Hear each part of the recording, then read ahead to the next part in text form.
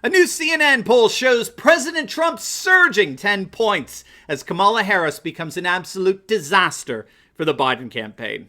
In this video, we're going to take a look at the nightmare that has beset Sleepy Joe and why what were supposed to be the biggest 2 weeks of his campaign have actually turned out to be a complete political catastrophe. You're not going to want to miss this.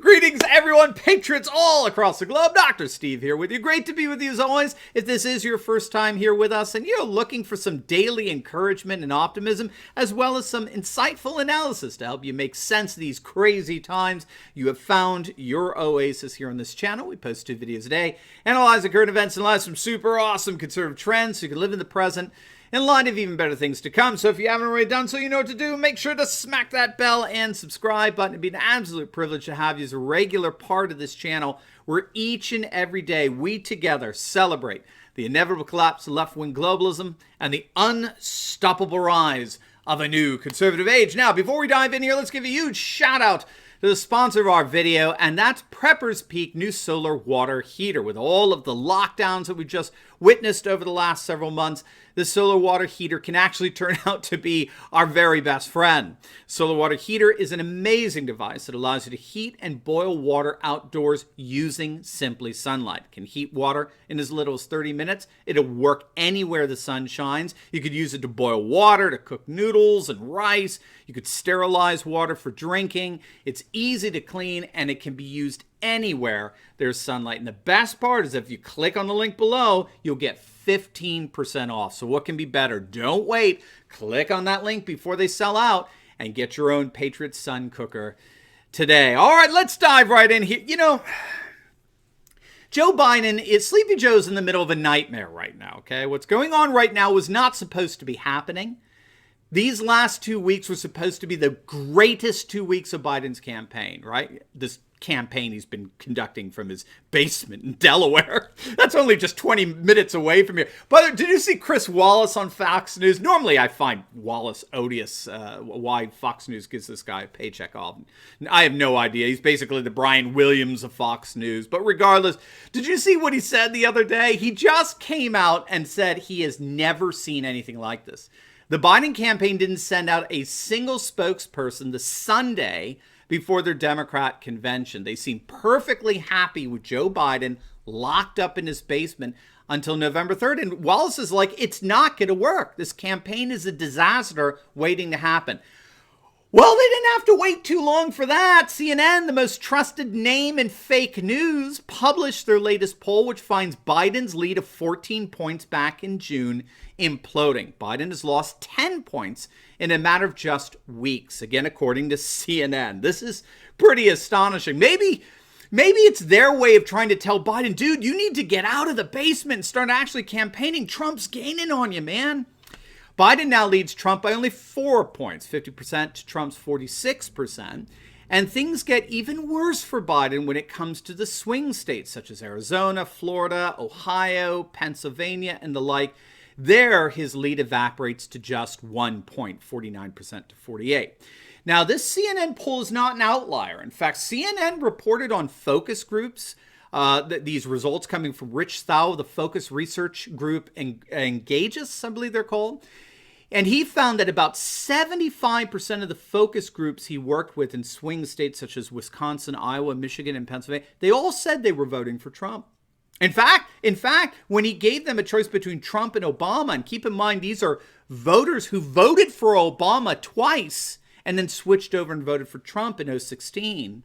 When they were given the choice between Obama and Trump, a full 75% of them went with Trump. It was an amazing focus group study that's able to actually cut through, I think, a lot of the fog of polls that just jumble people together in any way the pollster deems fit. These are real swing voters. A focus group study of swing voters who voted for Obama and then switched to Trump. And then when given the choice, they're going overwhelmingly for Trump.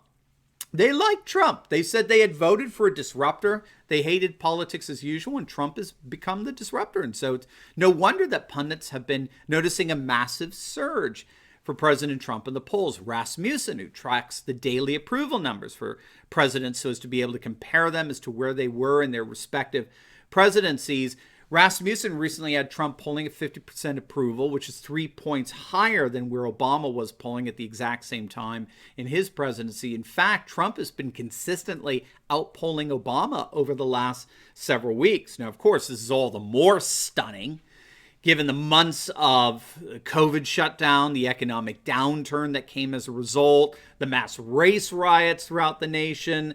Let's not forget impeachment, the Democrats impeaching our president back in February, or in December rather. And then on top of all that, you have 90 to 95% negative reporting against our president by the mainstream Marxist media, the left-wing activists disguised as journalists. The Media Research Center conducted a study that found that 92% of the media's coverage of President Trump was decisively negative, which is the mirror opposite of Obama, who received glowing and fawning coverage from a media that absolutely adored him. But Trump has consistently been polling higher than Obama over the last several weeks. And as all of this is going on, the aggregate polling for Trump has begun to go up.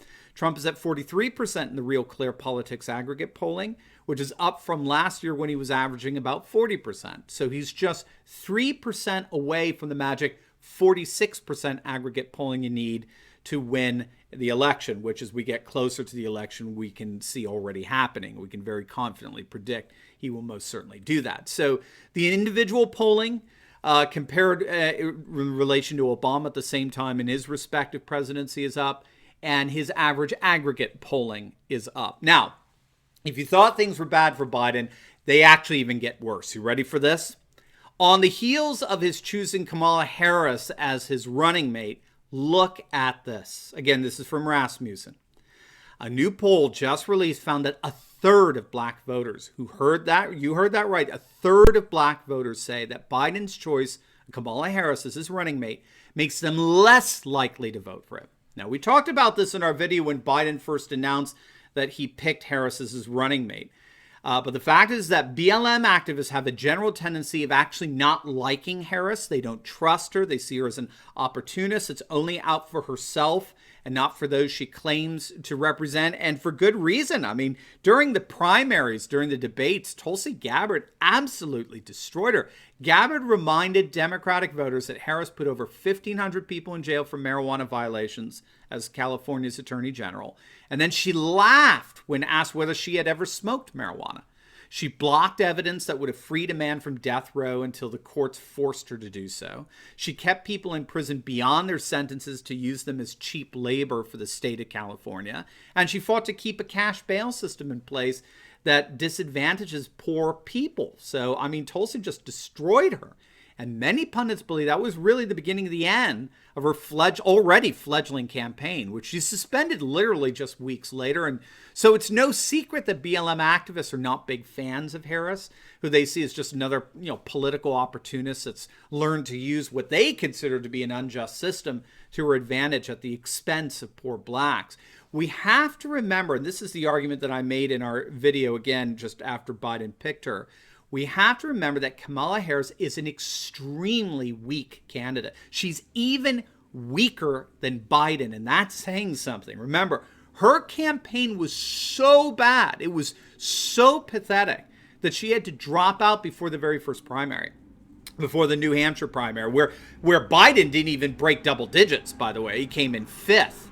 But at least he came in fifth. Harris dropped out because her own internal polls showed that she may not even have broken 1% of the vote. So the irony in picking her as a running mate is that Biden successfully picked a candidate that was actually weaker than he is, which is pretty hard to do. And of course, this was supposed to appease the ethnocentric black constituency of the Democratic Party, and it seems only to have further alienated them. A third of blacks are saying that they are less likely to vote for Biden now that he's picked Kamala Harris. Unbelievable. And if her interview with the far-left late-night host Stephen Colbert over the weekend was any indicator, I mean, things are just going to get worse.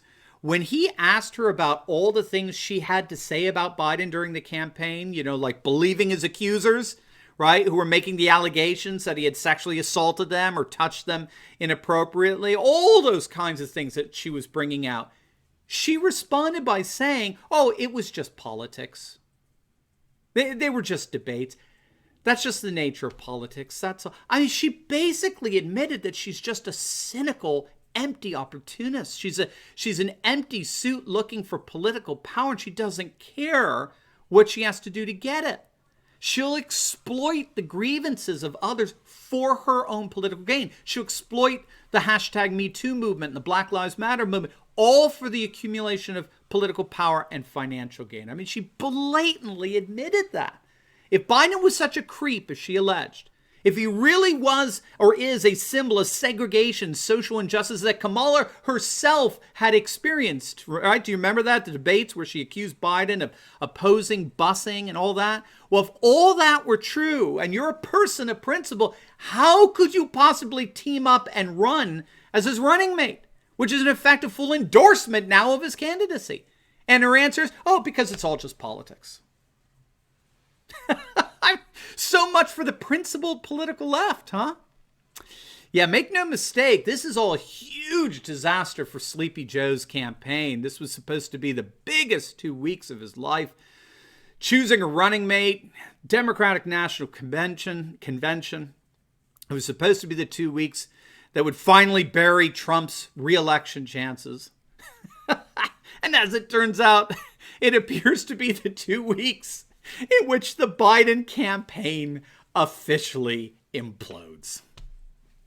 Now, before you go, make sure to like this video, comment down below, and subscribe to my channel. And you will definitely want to check out my latest video. I just uploaded it on Antifa and BLM agitators getting absolutely crushed in America's new civil war. You are not going to want to miss that video. It's a very important one. Make sure to click on the link, and I will see you over there. God bless.